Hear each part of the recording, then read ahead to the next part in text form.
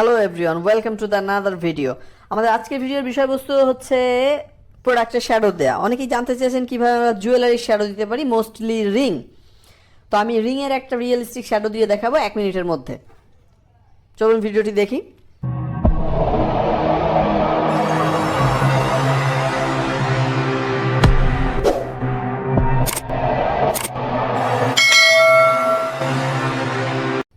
আমি একটা ring open করেছি যেটা আনএডিটেড। আমি এটার এডিটেড ভার্সন এডিট করে রেখেছি। এখন যেটা সমস্যা, এটাতে কোনো শ্যাডো নেই। তো আমি শ্যাডো দেওয়ার জন্য প্রথমেই পেন টুল নিলাম। পেন টুল দিয়ে জাস্ট যেখানে শ্যাডো দিতে যাচ্ছি একটা শেপ নিলাম, মানে একটা পাত করলাম।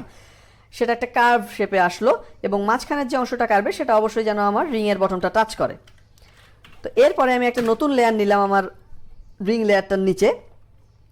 এরপরে আমরা যেটা করলাম সেটা হচ্ছে পেন টুল সিলেক্ট করে রাইট বাটন ক্লিক করলে কিন্তু আমরা অনেকগুলো অপশন পাই। তার মধ্যে একটা হচ্ছে স্ট্রোক পাথ। স্ট্রোক পাথে ক্লিক করলে টুলে অনেকগুলো টুল সেট করতে পারি। সেখানে আমি ব্রাশ টুলটা সেট করলাম আর সিমুলেট প্রেশারটা অন করে দিলাম। তাহলে কিন্তু আমরা একটা স্ট্রোক পেয়ে গেলাম। এটা থিকনেস ডিপেন্ড করবে আপনার ব্রাশ সাইজের উপর। আমি ব্রাশ সাইজটা আগে থেকেই 10 পিক্সেল সিলেক্ট করে রেখেছিলাম। আচ্ছা, এখন যেটা করবো সেটা হচ্ছে ফিল্টারে গিয়ে ব্লার, গসিয়ান ব্লার। গসিয়ান ব্লারে আমরা ওই পরিমাণ ব্লারটা ইউজ করবো, রেডিয়াস ইউজ করবো যতটুকু ইউজ করলে আমার এটার যথেষ্ট পরিমাণ সফট হচ্ছে। তো আমি 6 ইউজ করলাম। এখন এর যে সাইডগুলা, এই সাইডগুলা কিন্তু আরও সফট হওয়ার কথা, কারণ এখানে টাচিং পয়েন্ট থেকে বেশ ডিস্টেন্সটা বেড়ে গেছে।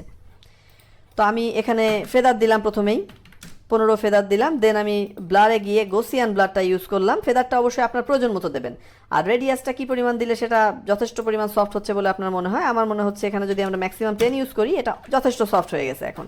এরপরে যেটা বিষয় সেটা হচ্ছে টাচিং এরিয়াটা কিন্তু শ্যাডোটা আরও ডার্ক থাকে সচরাচর যে কোনো প্রোডাক্টে। তো আমি টাচিং এরিয়াটাকে একটা রাফ সিলেকশন নিয়ে নিলাম লেসো টুল দিয়ে, যে এই পোর্শনটা হচ্ছে ব্যাকগ্রাউন্ডের সঙ্গে টাচ করেছে। এরপরে এখানেও আমি একটা ফেদার দিলাম, 8 থেকে 10 ফেদার দিলাম। যে লেয়ারটাতে আমরা শ্যাডো দিয়েছি ওই লেয়ারটা থেকে জাস্ট একটা ডুপ্লিকেট লেয়ার নিলাম কন্ট্রোল জে দিয়ে। এবার সাইডগুলো একটা ইরেজার দিয়ে একটু ইরেজ করে দিলাম। তাহলে দেখেন আমরা কিন্তু খুব রিয়েলিস্টিক একটা শ্যাডো পেয়ে গেছি, যেটা ছিল শ্যাডো ছাড়া এরকম। এখন শ্যাডোটা হলো। আশা করি এই শ্যাডোটা আপনাদের যথেষ্ট ভালো লেগেছে এবং 1 মিনিটের চেয়ে better shadow. I don't know. ভিডিওটি কেমন লেগেছে অবশ্যই কমেন্ট করে জানাবেন, আর ভালো লাগলে অবশ্যই সাবস্ক্রাইব করবেন আমার পরবর্তী ভিডিওগুলোর নোটিফিকেশন পাওয়ার জন্য। ধন্যবাদ সবাইকে।